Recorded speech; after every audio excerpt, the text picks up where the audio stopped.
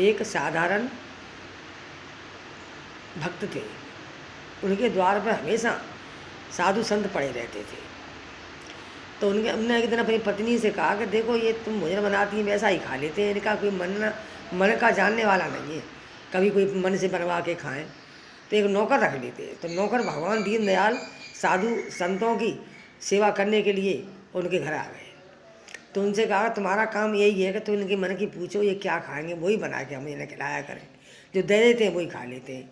ठीक है मैं रह तो लूँगा, पर मेरा खाना तुम्हारी पत्नी बनाएगी और अपने हाथ से पीस के और चूल्हे पे। अगर किसी से कह दिया उसी दिन मैं चला जाऊँगा। फिर ठीक है। पत्नी को पूछा कि वो नौकर ऐसे कह रहा है तो ठीक है, उनसे कहे तो मैं ऐसा ही करूँगी। तो रोज़ उनके लिए खाना, साधु संतों के लिए खाना बनाया, उसके लिए पीसे और दाल बनाया और खाना बनाया, उन्हें खिलाए।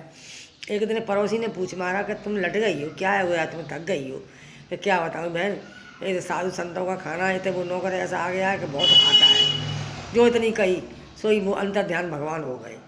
तब उसके पति ने कहा कि क्यों नहीं, तूने किसी से कह तो नहीं दिया? तो वो नौकर चला गया, वो कह रहा था कि चला जाऊँगा, कि हाँ मैंने पड़ोसन से कह दिया। तो दोनों जने बिलबिला के बहुत रोए।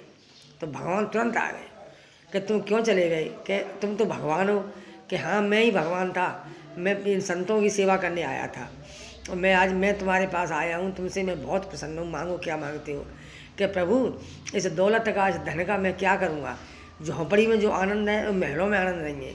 ज़्यादा पैसों में फंस जाऊँगा तो ब्याज बट्टा ये बात मैं कर नहीं पाऊँगा। प्रभु मुझे बस तुम्हारी सेवा चाहिए।